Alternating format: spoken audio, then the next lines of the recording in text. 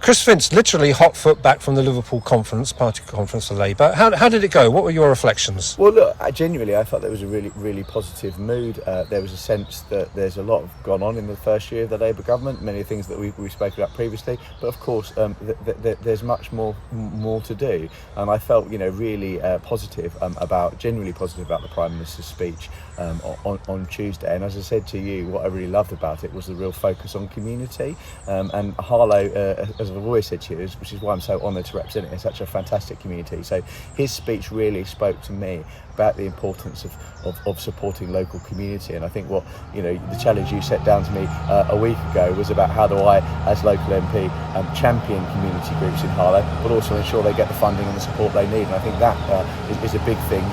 There's a lot of legislation coming through about the community right to buy. So I think there's a lot of work that we as a government can do about, and I think that was a really positive thing to be talking about. So are you, and I know your colleagues, the Harlow Labour leader and others were up there as well, are you able to go from meeting to meeting and bat for Harlow over those 3 days? Well, I mean, I like to think I try and do that, all year round. I suppose from my point of view as an MP, I probably do a lot of that in Parliament anyway, speaking to people like Wes Streeting. I mean, I noticed during conference I didn't have the opportunity to speak to Wes Streeting because there were so many other Labour members and local councillors that wanted to speak to him about their areas. So I'd probably take that opportunity to do that more in the House of Commons. But it's obviously a really good opportunity for MPs to engage with representatives, members of the public, to engage with local businesses. I had a good opportunity to meet with Stansted Airport, for example, to talk to them obviously about their plans, and also I sat on a panel about young carers, because as you know, young carers and young adult carers is a big passion. Because you mentioned Stansted, and we know your constituency is Harlow and the villages, and your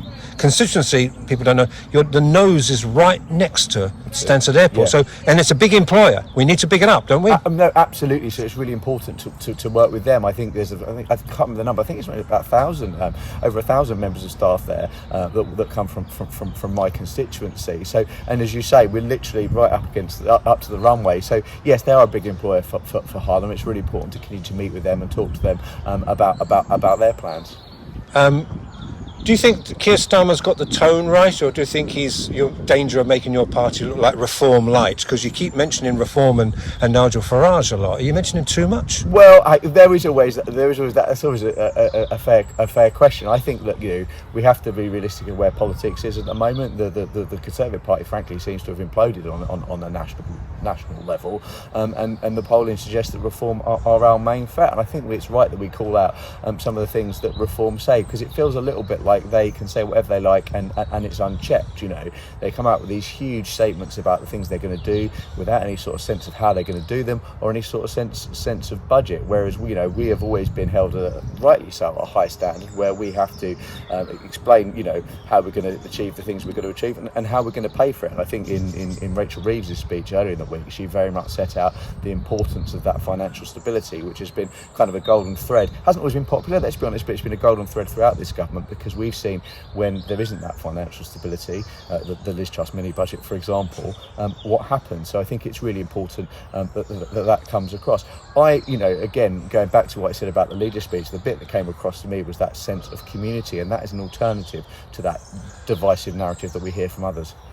Have you gone the extra mile talking about divisive narrative? We've spoken to and published a lot of stories from integration support and from other organisations, the Harlow Islamic Society, and there's an open event on Sunday, and there needs to be a lot of bridges crossed. Lots of people need to be reassured, and even I think you've been speaking to in the villages, and people have talked about division. That some organisations are bringing division. How can you heal that division? How can you go out? You must go out and speak to people. Well, look, first of all, you're absolutely right, but I would really, emphasise that Harlow has a really, really strong community, and that's why I like it. And it's a community that's diverse. We met recently with Hertie from the community of Brace, for example, and the work that she's doing.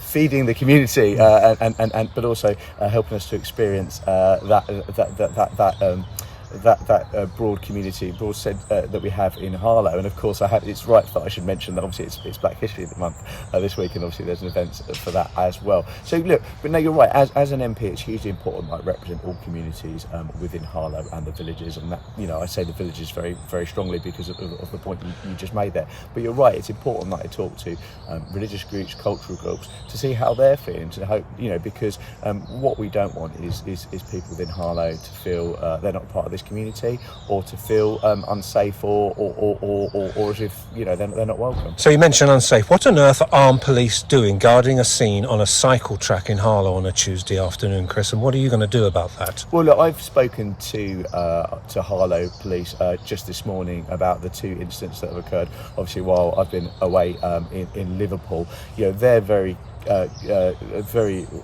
focused on tackling knife crime and tackling antisocial behaviour in Harlow, and I want to thank their officers for the work that they are doing. I think it's important that communities in Harlow recognise that they are there, that they are visible. You know, they're going to continue to do patrols in the area, engaging with residents. And what I would really emphasise, Michael, because something that they fed back to me was, obviously there was an issue on 2nd Avenue. I'm not going to go into the details because obviously it's an ongoing investigation. A lot of people have raised it on social media, but they haven't reported it to the police. It's really important that if you've got any information on any incidents like this, please report it to the police. It may feel like that nothing's happening with that, but actually, you know, I spent a bit of time with Harlow Police recently. What that is about building up a picture of the incident, putting that information together, which is all really, really important. And finally, so now it's early October, 3 months left from this year. Any particular priorities? You're back in Parliament next week or the week after.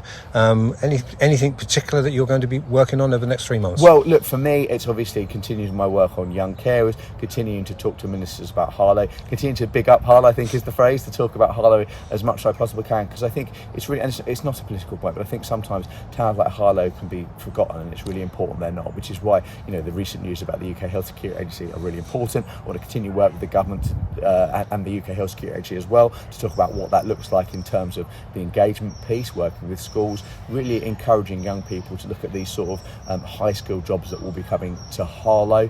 I also, as I say, will continue to work with police, other community organisations, as I always do, to have the opportunity to champion them. So there's lots more to do. I'm really keen to continue to work incredibly hard for this community, and again, it's such an honour to represent it as MP.